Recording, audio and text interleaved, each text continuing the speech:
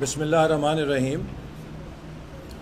آج پاکستان کے اندر ایک ایسے لیڈر نے کہ جس کے پاس 4 سال سیاہ اور سفید کے مالک ہونے والا اقتدار تھا، جس کے پاس قومی اسمبلی اور سینٹ میں اسپیکر، قومی اسمبلی چیئرمین، ڈپٹی چیئرمین اور 3 صوبائی حکومتیں موجود تھیں، جو پلک جھپکتے پاکستان میں کوئی بھی آئین میں ترمیم یا قانون بلڈوز کروا سکتا تھا۔ آج وہ لیڈر پاکستان کے سامنے ملک کی آزادی اور ملک کی ترقی کا خواب دوبارہ بیچنے کے لیے کھڑا ہو گیا ہے۔ یہ وہی شخص ہے جس نے 2011 میں مینار پاکستان کے نیچے کھڑے ہو کر قوم کو سبز باغ دکھائے تھے، اور پھر جب دھاندلی سے اسے اقتدار ملا تو 4 سال میں پاکستان کی معیشت کی اینٹ سے اینٹ بجا دی۔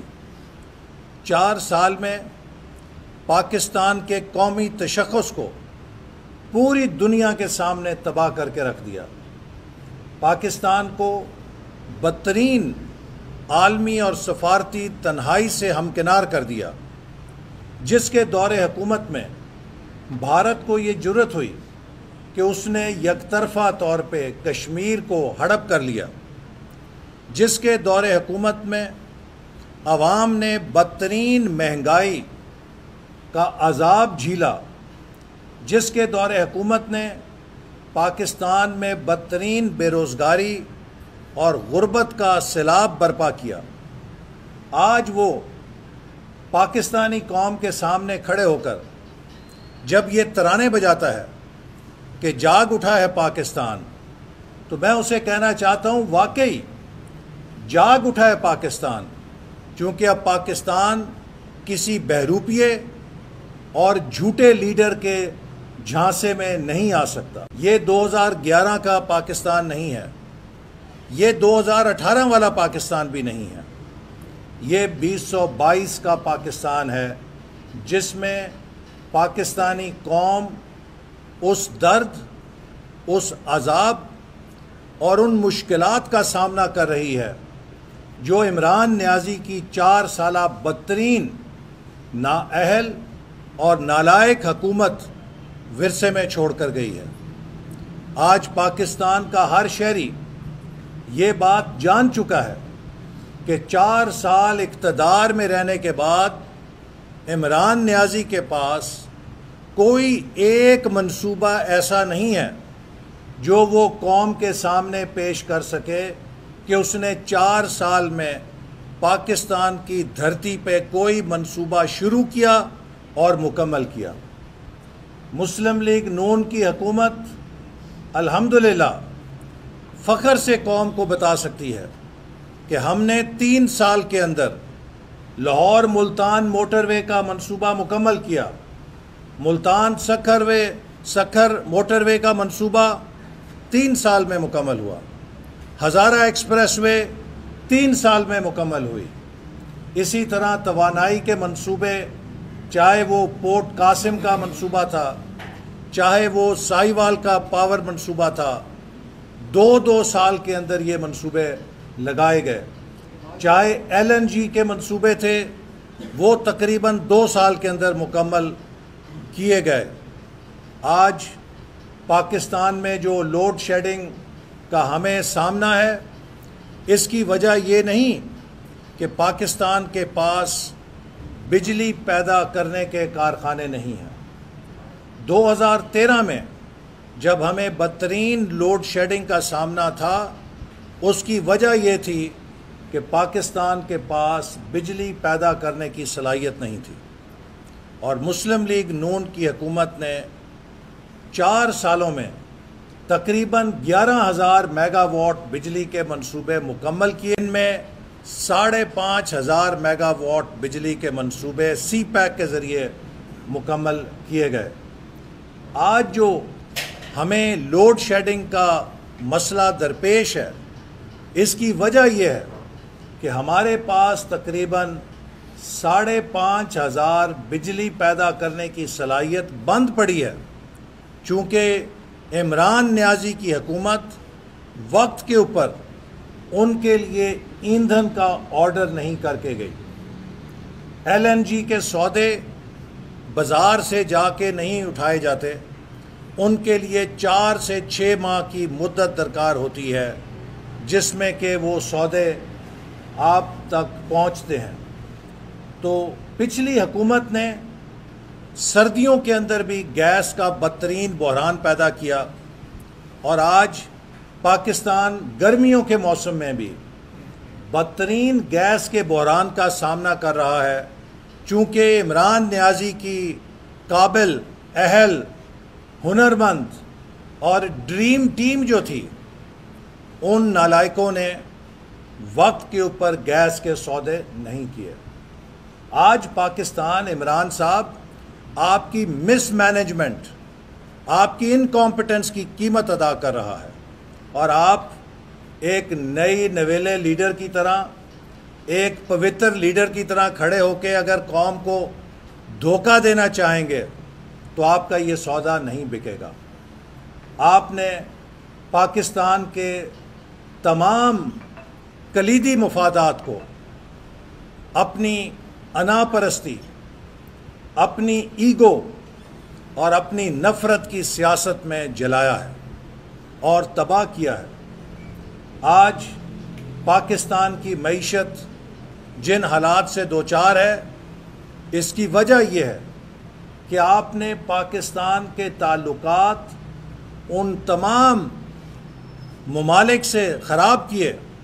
پاکستان کی معیشت کا گہرا تعلق ہے۔ پاکستان کی معیشت کا بیرونی سطح پر 4 خطوں یا ممالک کے ساتھ گہرا انحصار ہے۔ اس میں سب سے پہلا نمبر چین کا ہے۔ آپ نے سی پیک کے منصوبے کو تباہ و برباد کیا۔ آپ نے چین کے اوپر بے بنیاد، لغو اور بیہودہ قسم کے منصوبوں پر الزامات لگا کے چینی حکومت کو سی پیک سے پیچھے ہٹنے پہ مجبور کیا۔ نتیجہ یہ ہے کہ آپ کے دور میں $1 کا نیا منصوبہ منظور نہ ہو سکا اور نہ اس پہ کام شروع ہو سکا۔ آج بھی سی پیک کے تحت جتنے منصوبے جاری ہیں، یہ وہ منصوبے ہیں کہ جن کی منظوری 2017-18 میں مسلم لیگ نون کی حکومت کے دوران ہو چکی تھی۔ آپ تو ان منصوبوں کو بھی چالو نہیں کر سکے جن کی منظوری ہم حاصل کر چکے تھے، جس میں ML1 کراچی سے پشاور ریلوے ٹریک کی ماڈرنائزیشن کا منصوبہ شامل ہے۔ آپ نے پاکستان اور چین کے تعلقات میں جو گرم جوشی تھی، اس کو بھی نقصان پہنچایا۔ دوسرا اہم خطہ یورپین یونین کا ہے کہ جس نے پاکستان کو GSP+ دے رکھی ہے، اور اگر یہ سہولت واپس ہو جائے تو پاکستان کی برآمدات کو ناقابل تلافی نقصان پہنچے گا۔ آپ نے پاکستان اور یورپین یونین کے تعلقات کو بھی اپنی سیاست کی بھینٹ چڑھا دیا۔ جب لوگ ناموس رسالت کے حوالے سے فرانس کے سفیر کے انخلاء کا مطالبہ کر رہے تھے تو آپ انہیں سمجھا رہے تھے کہ پاکستان کے کلیدی مفادات سے نہیں کھیلنا چاہیے، لیکن جب بات آپ کی اپنی سیاست کی آئی تو آپ نے ایک ہی ضرب کے ساتھ یورپین یونین کو بھی للکارا لگا کے پاکستان کے لیے سفارتی مشکلات اپنی ذات کے لیے پیدا کر دیں۔ اسی طرح جو تیسرا کلیدی ملک ہے جس کا پاکستان کی معیشت سے گہرا تعلق ہے، وہ امریکہ ہے۔ امداد کی بڑی منڈی ہے، اور جس کی یونیورسٹیوں میں ہم ہزاروں کی تعداد میں اپنے نوجوانوں کو تعلیم دلانا چاہتے ہیں، چونکہ دنیا کا ہر وہ ملک جس نے ترقی کی ہے اس نے ہزاروں کی تعداد میں اپنے نوجوانوں کو امریکہ کی یونیورسٹیوں سے تعلیم دلوائی ہے۔ آپ نے امریکہ اور پاکستان کے تعلقات جو پہلے ہی سرد میری کا شکار تھے انہیں بھی اپنی سیاست کی نظر کر کے مزید تباہی کے گڑھے میں پھینک دیا ہے، اور جو آپ کا بیانیہ ہے اس کے اوپر پاکستان کے دشمن تالیاں بجا رہے ہیں۔ پاکستان کے دشمن خوش ہو رہے ہیں کہ پاکستان عالمی سطح کے اوپر چین سے، یورپین یونین سے اور امریکہ سے اپنے تعلقات کو کھو رہا ہے۔ چوتھا جو اہم ترین ہمارے لیے خارجی سطح پہ خطہ ہے وہ خلیجی ممالک ہیں۔ آپ نے برادر مسلمان خلیجی ممالک کے ساتھ بھی پاکستان کے تعلقات کو تباہ و برباد کر دیا۔ اس کا نتیجہ کیا ہے کہ وہ گرم جوشی جو پاکستان اور ان ممالک کے درمیان تھی وہ برقرار نہیں رہ سکی۔ آپ نے اپنی ذاتی انا کی آگ میں حرمت مسجد نبوی صلی اللہ علیہ وسلم کو بھی جھونک دیا۔ آپ نے وہ ہلڑ بازی مدینہ میں کروائی جو آج تک 1400 سال کے اندر کسی گروہ نے اس کا تصور بھی نہیں کیا ہے، جس سے صاف ظاہر ہوتا ہے کہ آپ کی انا، آپ کی خودی جو نام نہاد ہے، آپ کی جو ایگو ہے اور نفرت ہے، اس کی کوئی لیمٹس نہیں ہے۔ اس کے آگے نہ حرمت مدینہ ہے، نہ اس کے آگے حرمت آئین ہے، نہ اس کے آگے حرمت قانون ہے، نہ اس کے آگے حرمت قومی اداروں کی ہے۔ آج آپ جس بے باکی کے ساتھ، جس ڈھٹائی کے ساتھ پاکستان کے قومی اداروں کو نشانہ بنا رہے ہیں، میں سمجھتا ہوں کہ آپ کسی دشمن کے ایجنڈے کو پورا کر رہے ہیں۔ پاکستان کی مسلح افواج پاکستان کے دفاع کے لیے ریڑھ کی ہڈی رکھتی ہیں۔ پاکستان کے جو سیکیورٹی چیلنجز ہیں اس میں ہم پاکستانی فوج کو ایک متحد اور ڈسپلن ادارہ دیکھتے ہیں، اور اس کا برقرار رہنا ملک کی سلامتی کے لیے ناگزیر ہے۔ آپ اپنی مذموم مہم کے ذریعے آپ ایک بہت گھٹیا اور ایک تھرڈ کلاس مہم کے ذریعے مسلسل کوشش کر رہے ہیں کہ پاکستان کے قومی اداروں میں آپ کا سیاسی ایجنڈا تقسیم پیدا کر سکے، آپ کا سیاسی بیانیہ ہمارے قومی اداروں کو بے توقیر کرے۔ اس حوالے سے آپ کی سیاست پاکستان کے مضبوطی اور پاکستان کی بقا کی ضمانت نہیں دیتی، بلکہ آپ پاکستان کا نام لے کر پاکستان کی بنیادوں کو کھوکھلا کر رہے ہیں۔ آپ بتائیے کہ اگر آپ پاکستان کی خود مختاری کے اتنے بڑے علمبردار ہیں تو آپ کی یہ قومی غیرت اس وقت کہاں گئی تھی جب آپ نے IMF کے آگے سرنڈر کر دیا تھا، جب آپ نے پاکستان کے غریبوں، مزدوروں اور کسانوں کے لیے وہ شرائط تسلیم کی تھیں کہ جو آنے والے سالوں میں بھی ہمیں بھگتنا پڑیں گی، تو آپ کی وہ قومی غیرت کہاں سیر کرنے گئی ہوئی تھی؟ غیرت مند تھے تو آپ IMF اور دوست ملکوں کے پاس کشکول لے جانے سے پہلے وہ خودکشی کیوں نہیں کر لی جس کا آپ اعلان کیا کرتے تھے؟ آپ نے پاکستان کے اوپر تاریخ کا سب سے بڑا قرضہ لادا ہے۔ آپ پاکستان کی قوم کو اور ہمارے بچوں کو قرضوں کے کوہ ہمالیہ میں دھنسا کے چلے گئے ہیں۔ آپ کس قومی خود مختاری کی بات کرتے ہیں؟ آج آپ کہتے ہیں کہ آپ کو قتل کرنے کی سازش ہو رہی ہے؟ عمران نیازی، آپ نے اپنی سیاست سے اپنے مخالفوں کو قتل کرنے کی ہتھ کنڈے کیے ہیں۔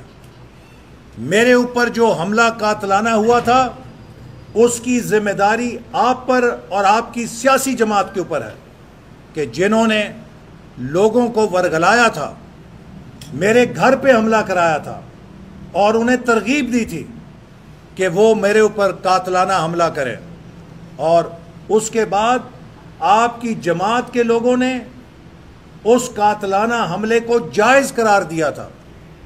آپ کس منہ کے ساتھ یہ بات کرتے ہیں کہ کوئی آپ کو قتل کرنے کی سازش کر رہا ہے؟ قتل کروانے کی سازشیں تو آپ نے کی ہیں۔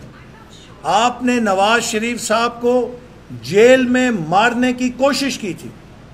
آپ نے ان کے طبی ماہرین کو اور طبی سہولتوں کو ان سے چھین لیا تھا، اور آپ کا خیال تھا کہ آپ ان کو جیل کے اندر یوں قتل کر دیں گے، لیکن اللہ تعالیٰ نے میری بھی جان بچائی تھی اور نواز شریف صاحب کی بھی جان بچائی تھی۔ مارنے والے سے بچانے والا بڑا ہوتا ہے۔ آپ اپنی مظلومیت کی داستانیں نہ بیان کریں۔ آپ مظلوم نہیں ہیں، آپ ظالم ہیں، آپ نالائق ہیں، آپ نااہل ہیں۔ آپ کی نالائکی کی قیمت آج 22 کروڑ عوام ان ٹیکسوں کی صورت میں، اس مہنگائی کی صورت میں ادا کر رہے ہیں جو آپ نے آئی ایم ایف کے ساتھ معاہدہ کیا تھا۔ آج آئی ایم ایف کے سامنے نئی حکومت بھی مجبور ہے، چونکہ وہ کہتی ہے کہ یہ حکومت پاکستان کا معاہدہ ہے۔ اس وجہ سے آپ کا فرض ہے کہ آپ نئے نئے قومی نغمے گانے کی بجائے آپ اپنے 4 سالوں کا قوم کے سامنے حساب پہ، آپ نے 4 سالوں میں کیا کیا ہے؟ آپ تو ایسے تقریر کرتے ہیں جیسے کوئی نیا نویلا دلہا آ کے کھڑا ہوا ہے مارکیٹ کے اندر، کہ اس سے پہلے آپ کے پاس کچھ نہیں تھا۔ آپ کے پاس عمران نیازی صاحب تقریباً 9 سالوں سے خیبر پختونخوا کی حکومت ہے، اور 4 سال آپ نے وہ اقتدار دیکھا ہے جو پاکستان میں کسی وزیر اعظم نے نہیں دیکھا تھا۔ آپ کو اسٹیبلشمنٹ کی 200% حمایت حاصل تھی۔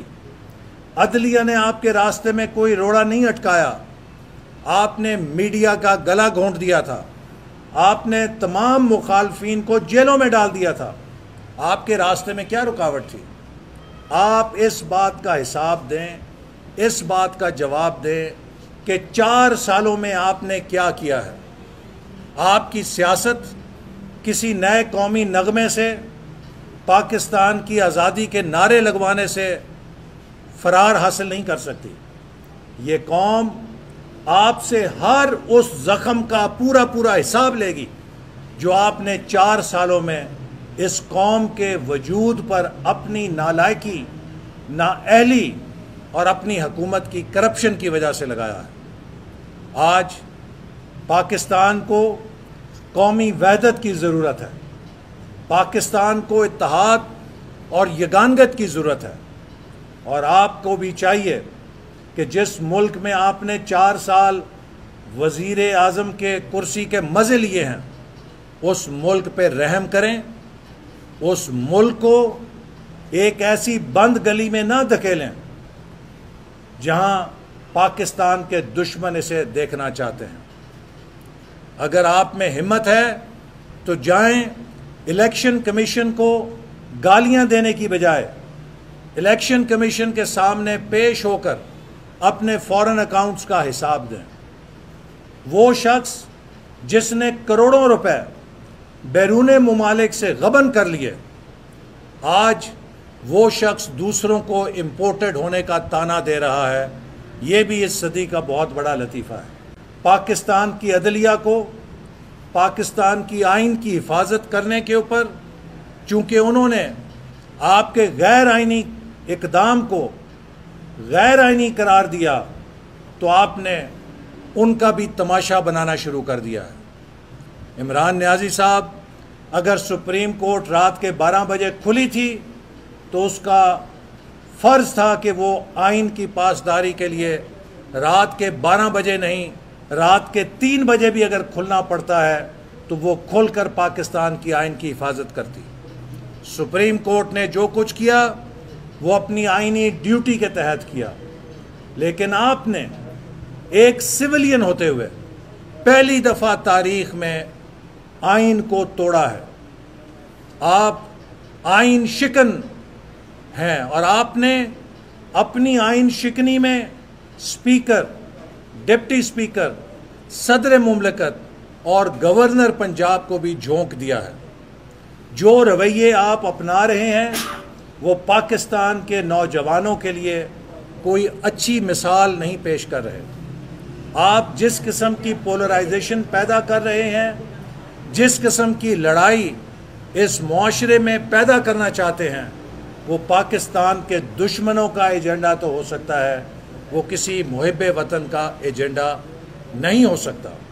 हम आपको ढील दे रहे हैं इसलिए कि हम पाकिस्तान में महाज आराई नहीं चाहते।